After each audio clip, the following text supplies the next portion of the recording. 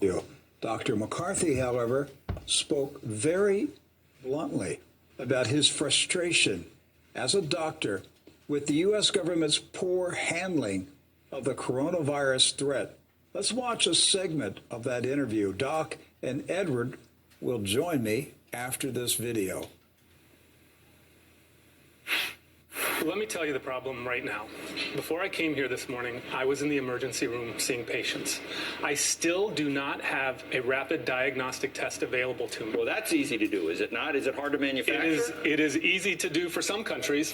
What happened in the United States is that the CDC created a test, Up a reagent. sent a test out to 50 states, and then said, oh, hold up, don't use it, let us fix it. How quickly it's can now we get on March. track now, Matt? We hear that it's coming very soon, but I'm here to tell you right now, at one of the busiest hospitals in the country, I don't have it at my fingertips. I still have to call the Department of Health. I still have to make my case plead to test people.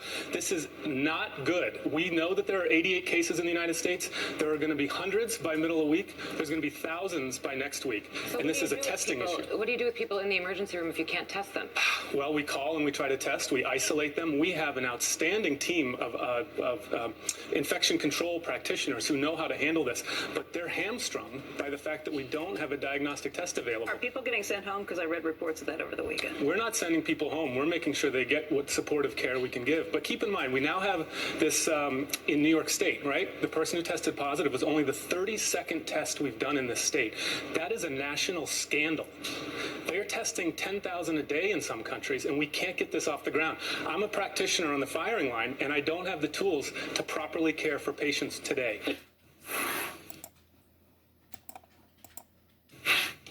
The message today is that we are hearing from this administration that the risk is low and that things are probably going to be okay. You don't need to change your lifestyle. That's simply not true. There are going to be thousands of cases here. We have already moved from containment to mitigation. We are trying to lessen the severity here. You are going to see widespread disruption to daily life. Do not believe the false reassurance. So what does that mean in terms of what people should do on a daily basis? Well, look, I think we're going to have outbreaks here in the U.S. There's no question about that. I think in parts of the country, we're past a point where we can contain this. We're going to have to look towards mitigation. Washington State, California. It doesn't need to become epidemic here in the United States. We have a much more advanced healthcare system. We have better infection control procedures in hospitals. I think we have the capacity to do that.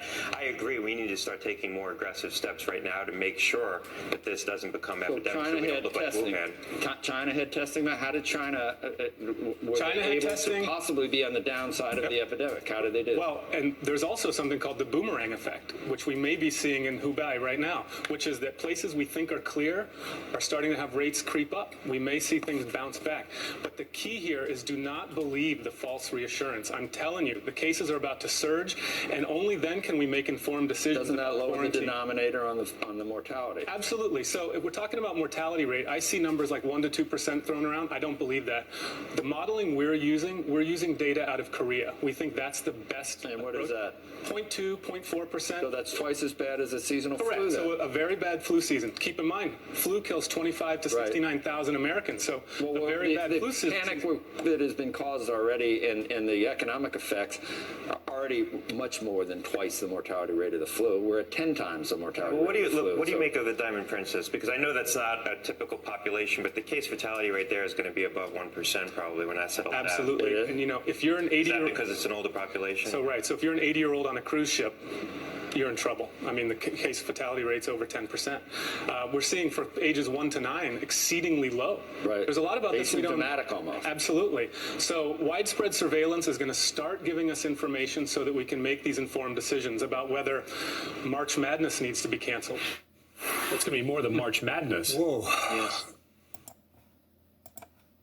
Yes, and he wrote the book on it. Yes, and he's telling us, don't believe what the politicians are telling you. It's an incredible statement. We have one more segment of that interview. I want to watch this. We'll have something to say about it. Watch. Are there different levels of panic around the country? And the reason I'm asking is because I was in Detroit last week, and this is a small example, but I asked a room full of clients and investors, are you worried about coronavirus? And they unanimously said no. And I said, are you not worried because you think you're going to catch it and you'll still be okay? Or are you not worried because you don't think you're going to catch it? And they said, we're not going to catch it. Yeah, I think this is going to, for a while, this is going to be regional. You're going to have regional outbreaks where you're going to have more focus on it in certain parts of the country. Washington State, we're probably a couple of weeks away from some significant measures in Washington State to try to mitigate spread, and Northern California as well. Look, a couple of weeks away, it's got an incubation period of potentially a couple of weeks. So are we kind of just always going to be behind the 8 ball on this? We're reacting to the news 2 weeks later? Well, we have a lot of undiagnosed cases to his point right now. There's probably, low thousands of cases in this country that we now need to turn over the card on. So we're gonna have a surge in cases before we start to catch up to the actual level of spread. It's a big country, 330 million people. So even if you have several thousand cases, your risk of contracting it's still low, but that could change very quickly. Japan has taken some pretty extreme measures like closing schools. Is that? They're not diagnosing their cases there as aggressively as South Korea is or Italy. That's right. We're going to see school closures here, definitely. We're hearing that life's going to go about just like normal. That's not true. And to speak to the earlier question, I'll tell you, I live in Westchester. When I'm walking around Westchester, I'm not really worried about coronavirus. But when I get on the 6 train, when I'm walking around Times Square, when I'm in the emergency room every single day caring for patients, I am very worried. So Great. Thanks for joining us today, man. Santoli, you've got. Yes. Yeah. Just because I ride the subway? No, because you're sitting next to Matt.